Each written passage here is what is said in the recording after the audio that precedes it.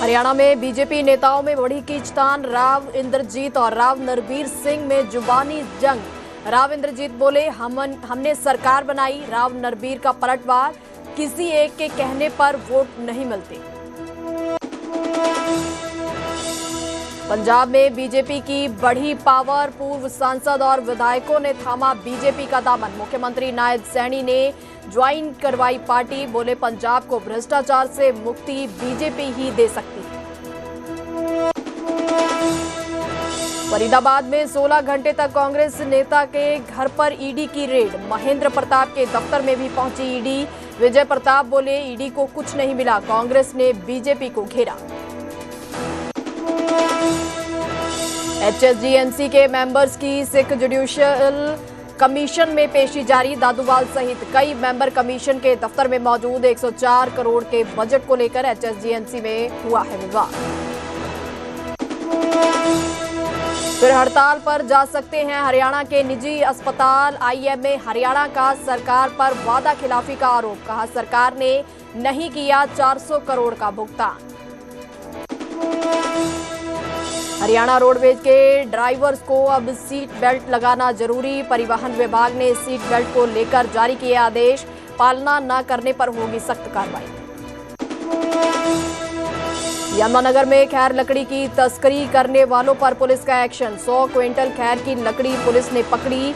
10 लाख रुपए बताई जा रही है कीमत। आरोपी फरार। नूंह में 2 पक्षों के बीच हिंसक झड़प का वीडियो वायरल। पुरानी रंजिश में 8 जनवरी को चले थे पत्थर। पुलिस ने संभाला मोर्चा। हेडलाइंस के प्रायोजक पतंजलि गाय का घी, मां का भरोसा, प्यार से परोसा।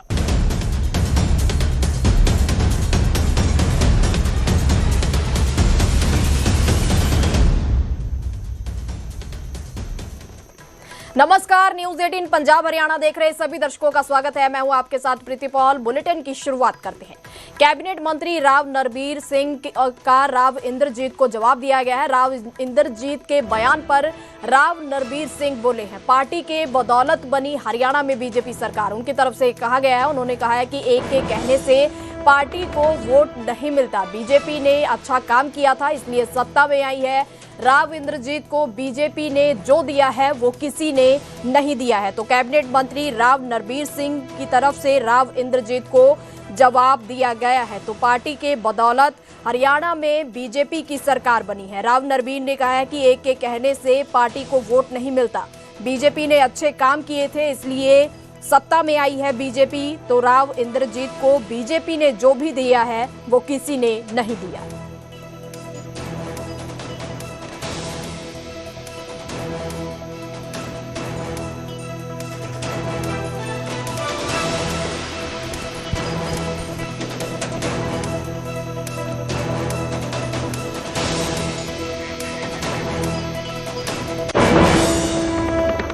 हरियाणा बीजेपी के नेताओं में ये टकराव की स्थिति क्यों बनी है और इसकी शुरुआत कहां से हुई, अब आपको हम इस रिपोर्ट के जरिए बताते हैं। इनाम हमारे को उसके बदले में नहीं मिलता। राव साहब के वजूद को इनकी जरूरत नहीं है। दक्षिण हरियाणा के सियासत में अब बीजेपी नेताओं की बयानबाजी सियासत की सुर्खियां बनती जा रही है। एक और राव इंद्रजीत सिंह का दर्द जुबान से छलक उठा तो दूसरी ओर उनकी बेटी ने बीजेपी नेताओं को जो कुछ कहा उससे कड़कड़ाती ठंड में सियासी गर्मी बढ़ गई। पहले आपको राव इंद्रजीत सिंह का वो बयान सुनाते हैं जिसमें वो ये दावा करते हैं कि बीजेपी की सरकार उनके दम पर बनी लेकिन उन्हें वाजिब इनाम नहीं मिला। हम सरकारें बनाते हैं लेकिन वाजिब इनाम हमारे को उसके बदले में नहीं मिलता। तो क्या मैं गलत कहता हूँ? और लोग यूं कहते हैं कि इंद्रजीत सिंह अगर चीफ मिनिस्टर से नहीं लड़ता तो हमारे फीत लग जाती, हम चेयरमैन बन जाते, हम शायद मिनिस्टर बन जाते। अरे मैं यूं कहता हूं कि अगर हम पार्टी किसी का साथ नहीं देते तो ये पार्टी सत्तासीन नहीं होती।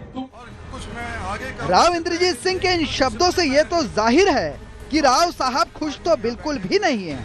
हालांकि उन्होंने अपने इन शब्दों को पार्टी की मर्यादा की सीमा से बाहर नहीं आने दिया। लेकिन राव इंद्रजीत सिंह की बेटी कैबिनेट मंत्री आरती राव ने अपने शब्दों के बाण बीजेपी नेताओं पर खूब छोड़े। उन्होंने राव इंद्रजीत के विरोधियों को जवाब देते हुए ये तक कह दिया कि राव इंद्रजीत को किसी के वजूद की जरूरत नहीं है। हमारे दक्षिण हरियाणा के ही नहीं, हमारे पूरे हरियाणा के बहुत बड़े नेता हैं राव इंद्रजीत सिंह जी। इसमें किसी के दिल में कोई दोष, कोई शुबा नहीं है इस बात। अब राव साहब के वजूद को इनकी ज़रूरत नहीं है, मगर शायद इनके वजूद को राव साहब की ज़रूरत है कि उनके बाद वे बात ना करके वो कैसे वायरल हो सकते हैं। विरोध करके वो हाईलाइट करना चाहते हैं अपना। वो उनकी प्रॉब्लम है, उनकी मैं तो इतना ही बोलूँगी कि हम भारतीय जनता पार्टी के सैनिक हैं और हम यहाँ भारतीय जनता पार्टी को एकजुट करके हरियाणा में बहुत सालों तक चाहते हैं। और ऐसे लोग आके भारतीय जनता पार्टी को ही नीचे से उनकी ही थाली में छेद कर रहे हैं, क्या कह सकते हैं उसमें। आरती राव का यह जवाब जाहिर है कि बीजेपी नेता अभय यादव और कैबिनेट मंत्री राव नरबीर सिंह को ही है, क्योंकि इससे पहले राव नरबीर सिंह ये कह चुके हैं कि मेरा समर्थन नहीं होता तो राव इंद्रजीत नहीं जीत पाते। इसके अलावा अभय यादव भी बिना नाम लिए राव इंद्रजीत को लेकर ये बोल चुके हैं कि कुछ लोग सीएम बनने के सपने देखते हैं, लेकिन वो भूल जाते हैं कि सीएम हाईकमान बनाता है। वहीं आप कैबिनेट मंत्री आरती राव ने पलटवार करते हुए ये कह दिया है कि राव इंद्रजीत को उनके वजूद की कोई जरूरत नहीं है। ऐसे में अब हरियाणा में बीजेपी नेताओं के बीच छिड़ी ये जुबानी जंग विपक्ष के लिए भी एक बड़ा मुद्दा बन गया है, जिस पर सियासत अभी होनी बाकी है। Bureau report, news 18 Punjab Haryana. तो राव नरबीर की तरफ से क्या कुछ कहा गया था, एक बार आपको वो भी सुनवाते हैं। नहीं, उनका भी वजूद है, मैं ये नहीं कहता उनका वजूद नहीं है, लेकिन सारा वजूद उनका नहीं है। मैं ये कहता हूँ ये भारतीय जनता पार्टी की मेहरबानी है। भारतीय जनता पार्टी का करे हुए विकास के काम इस अहिरवाल में लोगों को वोट दिलवाते हैं। यदि भारतीय जनता पार्टी सरकार इतने काम ना करती तो इतने एमएलए ना बनते। तो इसलिए पार्टी का शुक्रिया अदा करता हूँ जो उन्होंने रीति नीति बनाई, उस हिसाब से लोगों ने, अहिरवाल के लोगों ने खास तौर से प्रसन्न होकर भाजपा जनता पार्टी को वोट दिया। सीधे तौर पर आरोप ये भी लगा कि आप भाजपा की थाली में छेद करने का काम कर रहे हैं, स्वास्थ्य मंत्री ने कहा है। नहीं, मैं तो कोई छेद नहीं कर रहा। पार्टी का विकास की रीति नीति के अनुसार काम करते हैं और सभी ये काम करते हैं। कौन क्या कहता है ये अलग बात है। एक राव इंद्रजीत कहते हैं दुभात अभी भी हो रही है दक्षिण हरियाणा के साथ, हम जितना मदद कर रहे सरकार हम बनाते, लेकिन उसके हिसाब से मैं ये मानता हूँ यदि लोग तीसरी बार सरकार बना रहे हैं और दक्षिण हरियाणा से सबसे ज्यादा विधायक देते हैं तो दुभात नहीं हो रही। किसी आदमी के एक कहने से वोट नहीं मिलता। पार्टी जब अच्छा काम करती तभी आम जनमानस अपना मानस बनाता है कि मैंने इस पार्टी के हक में मतदान करना है, और ये भारतीय जनता पार्टी के काम का ही नतीजा है कि तीसरी बार लोगों ने सरकार बनाई है। कोई ऐसी पैकेट जो आप आदमी के मन की जो इच्छा होती है वो आदमी व्यक्त करता है, और प्रजातांत्रिक प्रणाली में यही एक तरीका अपनी बात कहने का, तो वो बात कही नहीं। मुझे तो ऐसा नहीं लगता। मेरे हिसाब से देश में ये पहला, मेरे सोच के अनुसार ये पहला एक केस में जिसमें बाप भी सेंटर में मिनिस्टर है और बेटी भी प्रदेश में मंत्री। ऐसा हिंदुस्तान में शायद भारतीय जनता पार्टी में और ना हो। तो व्यक्तिगत तौर पर सोचा तो पार्टी ने उनको बहुत कुछ दिया है। बाकी क्या इच्छा नहीं पूरी है मुझे पता नहीं, लेकिन वैसे पार्टी ने बहुत कुछ दिया। सीएम वाला दर्द तो नहीं पीड़ा बाहर आती बार बार? नहीं साहब, सीएम तो पार्टी बनाती, कोई एक विधायक या 5 विधायक नहीं बना सकते। पार्टी जो फैसला करती है वो प्रदेश के हित में करती है। जो पार्टी ने फैसला किया वो उचित। अब आगे बढ़ते हैं और बात करते हैं HSGNC के बारे में। तो HSGNC के मेंबर्स की सिख जुडिशियल कमीशन में पेशी हो रही है। चंडीगढ़ में जुडिशियल कमीशन के दफ्तर में ये पेशी जारी है। बलजीत सिंह दादूवाल और बाकी मेंबर भी मौजूद हैं। तो HSGNC के प्रधान उप प्रधान गुरमीत सिंह ने ये याचिका डाली थी कि 104 करोड़ के बजट को लेकर विवाद हुआ है, जिसको लेकर अब सिख जुडिशियल कमीशन में पेशी हो रही है HSGNC के मेंबर्स की। तो उसमें बलजीत सिंह दादूवाल और बाकी मेंबर्स भी मौजूद हैं। तो HSGNC के उप प्रधान गुरमीत सिंह की तरफ से यह याचिका डाली गई थी। 104 करोड़ के बजट को लेकर विवाद हुआ था, जिसके बाद अब यह याचिका, इस पर सुनवाई हो रही है। देखो, हरियाणा से गुरुद्वारा प्रबंधक कमेटी बड़ी जद्दोजहद नाल हरियाणे दे सिखां ने होंद विच लिआंदी सी। असीं सब ने जद्दोजहद कीती। सरदार दिदार सिंह नलवी इत्थे खड़े ने, इन्हां ने बहुत पुराने जद्दोजहद विच शामिल रहे। पर हरियाणा कमेटी दा जो मौजूदा हालात ने, बड़ियां आसां ते उम्मीदां सीगीआं। असीं हुण भी जदों असीं हरियाणा कमेटी ने इलैक्शन दे विच 29 मैंबरां ने एग्जैक्टिव जिहड़ी चुनी सी, पर जगदीश सिंह झींडा ने प्रधान बनदिआं ही डिकटेटर बनना कीता। फंडां नूं मिसयूज, गोलकां नूं मिसयूज, सेवादारां नूं मिसयूज और वैर विरोध की भावना दे नाल मुलाजमां दीआं अदलां बदलियां, बहुत सारे मैंबर जिहड़े मुलाजम नौकरियां तो कढ़ते, बहुत सारियां ट्रांसफरां। तां इसे कारण करके ना उन्हां दी एग्जैक्टिव जिहड़ी सी वो कदे पूरी हो रही सी ते ना ही जिहड़ा जरनल हाउस उहदा कोरम पूरा हो रहा सीगा। हुण 7 तरीक नूं जगदीश सिंह झींडा ने जरनल इजलास सद्दिआ सी बजट पास करन लई, पर बजट उही सी जिहड़ा जगदीश सिंह झींडा ने खुद जून महीने दे विच इह कह के रद्द कर दिता सी कि इस बजट 'च बड़ियां कमियां ने, करप्शन हुई आ, बहुत कुछ आ ते बजट नवें सिरे तो बना के जिहड़ा हैगा पास किया जाऊगा। पर इन बिन उही ना बिंदी दा फर्क आ ना टिप्पी दा, एक भी रकम दा फर्क नहीं। उही 104 करोड़ दा बजट जिहड़ा जून महीने 'च खुद जगदीश सिंह झींडा ने रद्द किया, हुण 7 जनवरी नूं पास करन वास्ते ते जरनल इजलास सद्दिआ सीगा। इसे तराज वजों कि एक तां जुडिशल कमिशन ने जिहड़े आर्डर कीते सी कि जो गुरुद्वारियां दा आमदन खर्चा हर मैंबर नूं 49 मैंबरां नूं पहुंचाया जावे, वो भी नहीं पहुंचाया जा रहा। सारे जिहड़े घपलेबाजी जिहड़ी जगदीश सिंह झींडा वल्लों कीती जा रही, इस करके मैंबर नाराज सन। हरियाणा के मुख्यमंत्री नायब सैनी की मौजूदगी में आज पंजाब बीजेपी में कई नेताओं की ज्वाइनिंग हुई है। पूर्व सांसद से लेकर पूर्व विधायक तक बीजेपी में शामिल हुए हैं। मुख्यमंत्री नायब सैनी ने सभी नेताओं को पटका पहनाकर उनका स्वागत किया है।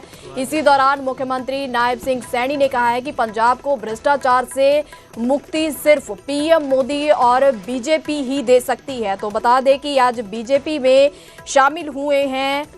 तो पंजाब में 2027 के विधानसभा जो चुनाव होने हैं उससे पहले ही भाजपा लगातार अपना कुनबा बढ़ाने में जुटी हुई है। तो सीएम सैनी की तरफ से आज जगमीत बराड़, उनके भाई और चरणजीत बराड़ को भी शामिल करवाया गया है। पंजाब दे विच भारतीय जनता पार्टी दा अज लोकी चाहे पंजाब दा इंडस्ट्रीलिस्ट है, चाहे पंजाब दे किसान है, चाहे पंजाब दे युवा हैं, चाहे पंजाब दी महिलाएं हैं, चाहे पंजाब दे साडे श्रमिक ने, हर व्यक्ति इस सरकार ते अपना पिंड छुटकारा चाहना है।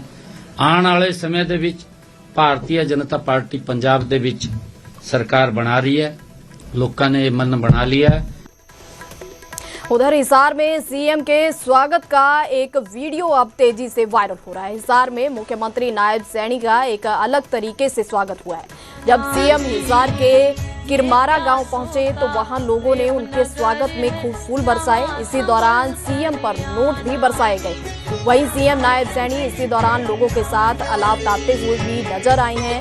तो ये एक वीडियो वायरल हो रही है जिसमें सीएम सैनी का कुछ अलग ही तरीके से उनका स्वागत किया गया है। पहले उन पर खूब फूल बरसाए गए, इसी दौरान उन पर नोटों की भी बारिश की गई है।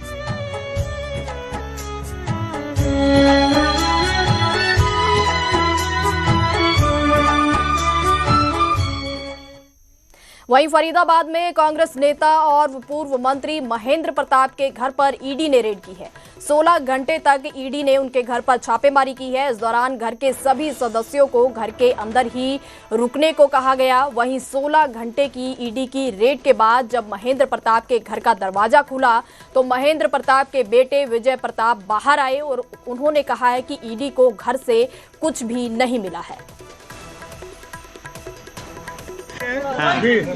अधिकारी और सुरक्षागण उनके साथ आए जी और उनके पास सर्च वारंट था। हाँ।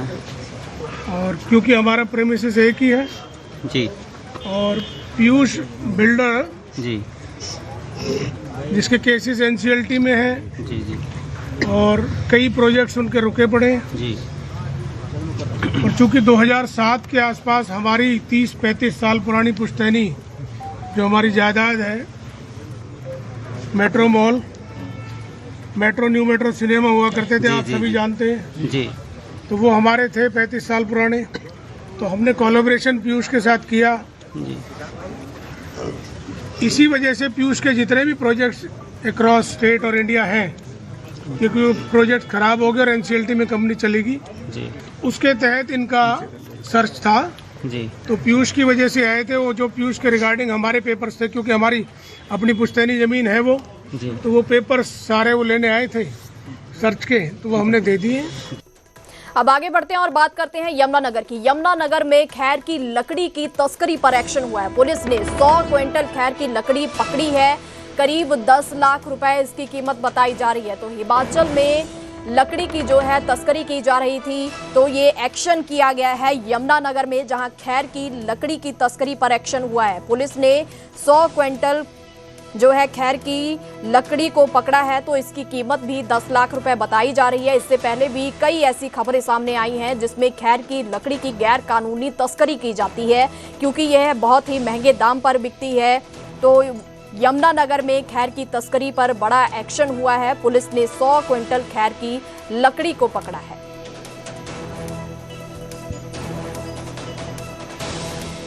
यमुनानगर में खैर तस्करों के हौसले इतने बुलंद हो चुके हैं, वह जो है खैर के बेशकीमती पेड़ को काटने से भी गुरेज नहीं कर रहे हैं। आप देख सकते हैं कि फॉरेस्ट, वाइल्ड लाइफ और पुलिस की टीम ने जो है संयुक्त ऑपरेशन किया है। खैर से लदी करीब 100 क्विंटल की जो है एक ट्रक को पकड़ा है, जिसकी अनुमानित कीमत करीब 10 लाख रुपए बताई जा रही है। गुप्त सूचना मिलती है कि रात के वक्त जो है गाड़ी जो है हिमाचल की तरफ जाएगी। फॉरेस्ट की टीम के साथ जो है अन्य विभागों के अधिकारी जो है गाड़ी का पीछा करते हैं और करीब 25 किलोमीटर दूर जाकर जो है गाड़ी को पकड़ लेते हैं। और जो है अब जो है बिलासपुर के अनाज मंडी में इसकी जो है पैमाइश की जा रही है। आप देख सकते हैं कि वाइल्ड लाइफ के अलावा अन्य विभागों के अधिकारी जो है वो यहाँ पर पहुंचे हुए हैं और इसकी पैमाइश कर रहे हैं। आपको बता दें कि लगातार जो है यमुनानगर में खैर तस्करी के जो खैर के जो पेड़ हैं उन पर लगातार जो है कटाई की जा रही है, बावजूद इसके मामले कंट्रोल नहीं हो रहे हैं। और इस बार जो है बड़ी जो ऑपरेशन जो है यह संयुक्त टीमों ने किया है, जिसकी कीमत करीब 10 लाख रुपए बताई जा रही है। तमाम जो वाइल्ड लाइफ और जो फॉरेस्ट के अधिकारी हैं वो यहाँ पर मौजूद है। आइए उनसे बातचीत करेंगे और जानेंगे कि इस बार जो है यह जो ऑपरेशन सफल ऑपरेशन है ये कहाँ से किया गया है। हाँ जी, क्या सूचना मिली थी और कैसे इस ट्रक को पकड़ा? गुप्त सूचना मिली थी कि एक खैर का कैंटर लोड होके पंजाब बेचने के लिए जाएंगे खैर को। तो हमने गुप्त सूचना के आधार पर वाइल्ड लाइफ स्टाफ के साथ नाकाबंदी शुरू करी। इसका पीछा करा, पीछा करते हुए हमने इसको काले आम के पास पकड़ लिया। इसमें एक चालक था जो मौका देख के फरार हो गया। कहाँ बेचने की फिराक में थे? पंजाब में बेचते हैं जी, पंजाब में। कितनी बड़ी उपलब्धि आप जो है वाइल्ड लाइफ के लिए, फॉरेस्ट के लिए मानते हैं? हमारे लिए तो काफ़ी बड़ी उपलब्धि है। तो ये वाइल्ड लाइफ के जो फॉरेस्ट के अधिकारी थे जिन्होंने बताया है कि ये एक बहुत बड़ी अचीवमेंट है, क्योंकि लगातार जो है खैर के जो पेड़ों के कटान हैं वो लगातार जो है काटे जाते हैं और उसके बावजूद जो है फॉरेस्ट और वाइल्ड लाइफ के जो अधिकारी कर्मचारी है वो उनको पकड़ते हैं। इस बार जो है एक बड़ी उपलब्धि जो है वो उन्होंने अचीव किया। फिलहाल देखना होगा पैमाइश के बाद जो है वाइल्ड लाइफ और फॉरेस्ट की तरफ से पुलिस को एक शिकायत दी जाएगी और उसके बाद आगामी कार्रवाई की जाएगी। अब देखना होगा इस पूरे मामले पर पुलिस क्या एक्शन लेती है और जो खैर तस्कर है उन्हें कब तक गिरफ्तार कर पाती है। न्यूज़ 18 के लिए यमुनानगर से परवेज खान। आगे बढ़ते हैं और बात करते हैं अंबाला की, जहां से बड़ी खबर सामने आ रही है। अंबाला और कुरुक्षेत्र में बम से उड़ाने की धमकी सामने आई है। कुरुक्षेत्र में लघु सचिवालय को बम से उड़ाने की धमकी मिली है। डीसी को मेल कर इसकी जानकारी दी गई है, इसकी धमकी दी गई है। तो धमकी मिलने के बाद पुलिस प्रशासन जो है अलर्ट पर है। बम निरोधक दस्ते ने परिसर की जांच की है। 2 घंटे तक जांच में कोई भी संदिग्ध चीज नहीं मिली है। तो ये बड़ी खबर सामने आई है, जहां पर अंबाला और कुरुक्षेत्र को बम से उड़ाने की धमकी दी गई है। तो कुरुक्षेत्र में लघु सचिवालय को बम से उड़ाने की धमकी मिली है। डीसी को मेल कर धमकी दी गई है। तो धमकी मिलने के बाद पुलिस प्रशासन जो है अलर्ट पर है। बम निरोधक दस्ते ने परिसर की जांच की है।